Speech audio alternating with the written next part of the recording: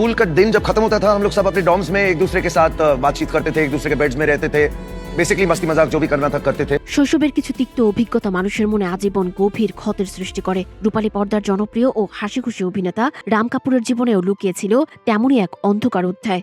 সম্প্রতি একটি রিয়ালিটি শোতে নিজের জীবনের এক ভয়াবহ ও গোপন সত্য প্রকাশ করে সবাইকে স্তব্ধ করে দিয়েছেন বাড়ে আচ্ছে লাগতে হে খ্যাত এই অভিনেতা।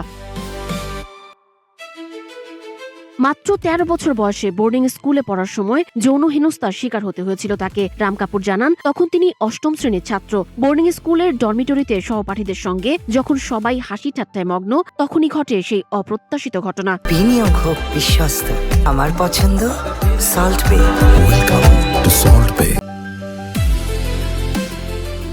বিছানায় তার পাশে থাকা দশম শ্রেণীর এক সিনিয়র ছাত্র কম্বলের নিচে আচমকাই তাকে আপত্তিকরভাবে স্পর্শ করতে শুরু করে। মাত্র ৩০ থেকে ৪০ জন মানুষের উপস্থিতিতে ঘটে যাওয়া এই ঘটনায় রাম এতটাই আতঙ্কিত ও স্তম্ভিত হয়ে পড়েছিলেন যে তাৎক্ষণিকভাবে কোনো প্রতিক্রিয়া জানানোর ভাষা হারিয়ে ফেলেন। তবে কিছুটা সময় পর সাহস জুটিয়ে তীব্র অস্বস্তির কথা জানালে ওই ছাত্রটি থেমে যায় এবং সেখান থেকে চলে যায়।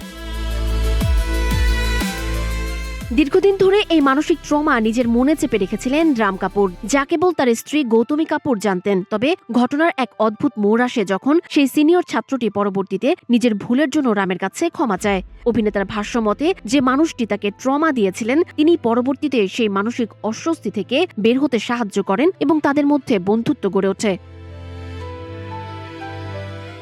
সম্প্রতি একটি রিয়ালিটি শো এর জাজমেন্ট ডে পর্বে এই ঘটনার বিবরণ দিতে গিয়ে আবেগপ্রবণ হয়ে কাঁপতে থাকেন অভিনেতা। পরবর্তীতে অনুষ্ঠানের সঞ্চালক ফারাহ খান ও রিতেশ দেশমুখ এগিয়ে এসে তাকে শান্ত করেন।